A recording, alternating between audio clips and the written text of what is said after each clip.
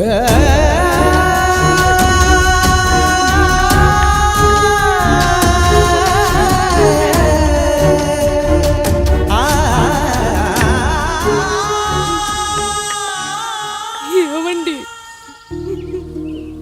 పప్పులో మీ చెవట పడుతుందండి. ఇడ్లీలో 2 చెంచాల ఉప్పు తగ్గించు లక్ష్మి. ఎలాగో మనం పేదోళ్ళమే కదా, కనీసం ఉప్పు ఖర్చైనా తగ్గుతుందనుకో.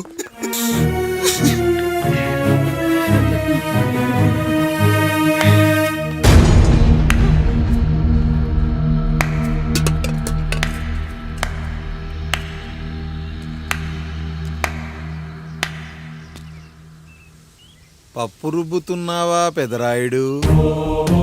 ఎవడికైనా చేసిన పాపం పండుతుంది అంటారు.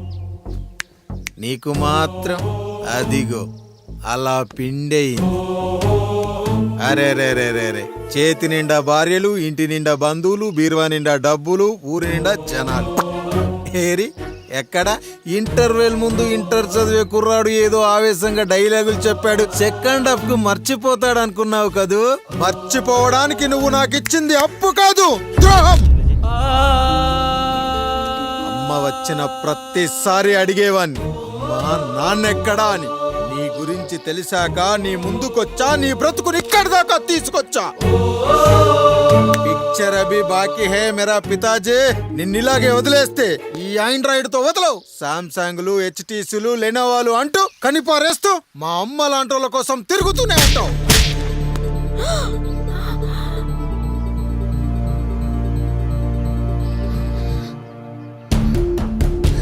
అమ్మా అమ్మా, ఛీ, నన్నలా పిలవకురా. ఎవరిని పట్టుకొని ఎన్ని మాటలు అంటున్నావురా? రాయికి వరమిచ్చిన రాముడు దేవుడైతే, ద్రౌపదికి చీరిచ్చిన కృష్ణుడు దేవుడైతే, నాకు బిడ్డనిచ్చిన ఆయన కూడా దేవుడేరా. ఏంటి, ఇలానే వదిలేస్తే బిడ్డల్ని కంటూ వెళ్తాడా? అసలు ఆయన కంటూ సొంతంగా ఒక్క బిడ్డ కూడా లేడు.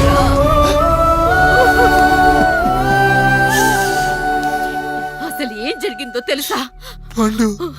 మీరుండండి అయ్యా, ఉండండి. మొదటి భార్యని చేసుకున్నాక పిల్లలు పుట్టలేదని రెండో పెళ్లి చేసుకున్నారు. ఆవిడికి పుట్టలేదు. మూడోసారైనా తగులుతుందనుకున్నాం, తనకే పుట్టలేదు. పిల్లల కోసం పెళ్ళాలని మార్చాడే కాని వాళ్ళని వదిలేయలేదురా. అదిరా మా పెద్దయ్య మనసు. ఆయన దగ్గర బాణం ఉంది కానీ లేదురా, లేదు. అసలు నీ తండ్రి ఎవరో నీకు తెలుసా? తెలుసా?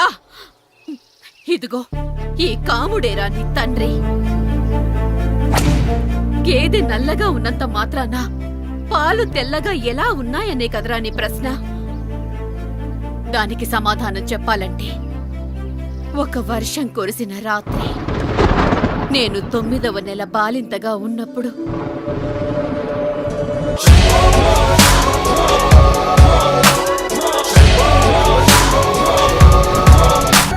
ఫోటోలో ఉన్న వ్యక్తి ఎవరమ్మా? మీ ఆయన చనిపోయారా? అయ్యో, ఎక్కడ పడితే అక్కడ, ఏది పడితే అది వాగుతున్నాడని పోలీసులు నగర బహిష్కరణ చేశారండి. మొదటి భార్యని చేసుకున్నాక పిల్లలు పుట్టలేదని రెండో పెళ్లి చేసుకున్నారు. ఆవిడికి పుట్టలేదు. మూడోసారైనా తగులుతుందనుకున్నాం, తనకే పుట్టలేదు. ఆయన దగ్గర బాణం ఉంది కానీ దానికి పదును లేదురా.